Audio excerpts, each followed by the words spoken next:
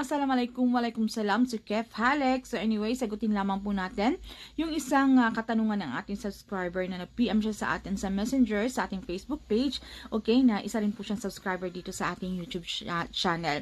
So gusto niya pong malaman kung pwede po ba magpakasalang isang non-Muslim sa isang Muslim kahit hindi siya magpa-convert. So ang answer ko dyan ay yes na yes. So, wala pong problema, pero depende po yan sa asawa mo kung okay lang sa kanya, kung hindi siya masyadong strict. Okay, kung kagaya po sa case ko na hindi po ako nagpa-convert, so kahit kasal ako sa isang Muslim, dahil yung asawa ko naman hindi siya masyadong strict, so wala pong problema. Dahil ang gusto niya naman, dahil kung magpapa-convert ako, yung 100% na meron talaga akong willingness, buo talaga yung loob ko na gustong gusto ko talaga. Pero kung dahil magpapa-convert ako dahil sa kanya, dahil gusto niya lang, so ayaw niya, so depende. So, depende na sa akin kung ano talaga. Basta kung saan ako masaya. So, yun naman ang importante. Okay?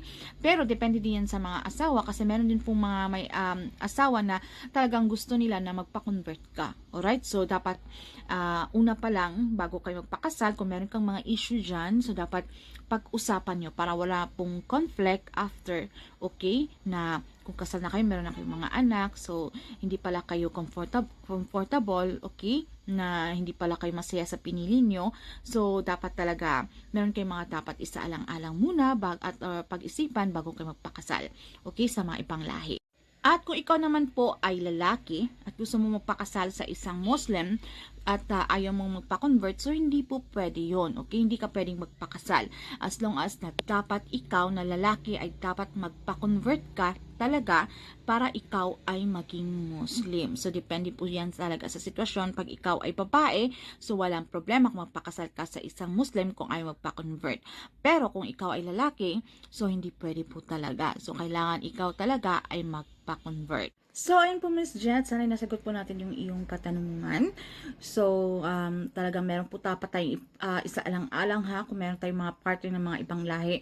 Dahil hindi lamang po yan sa ngayon na masaya ka, okay, in the future, kasi syempre kung halimbawa, like for me guys na nagstay ako dito sa Egypt, so makikistay ka sa pamilya ng asawa mo, so dapat talagang ready ka para hindi ka ma-culture shock, alam mo yon, na kasi iba-iba tayo ng kultura, iba-iba tayo ng mga personality, character, so kailangan meron kang patience, talagang pahabain mo yung pasensya mo, yung pag-unawa mo, alright?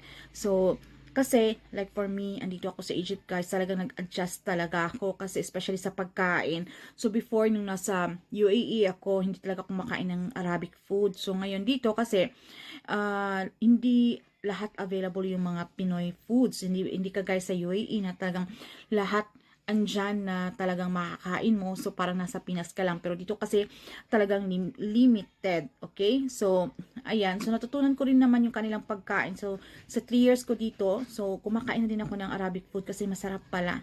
Okay? So, nag-explore ako, nag-adjust ako. So, ayan. So, hindi na ako masyadong nahirapan. Okay? So, ayan. Kasi dati, talagang hindi talaga ako makain guys, nahirapan talaga ako.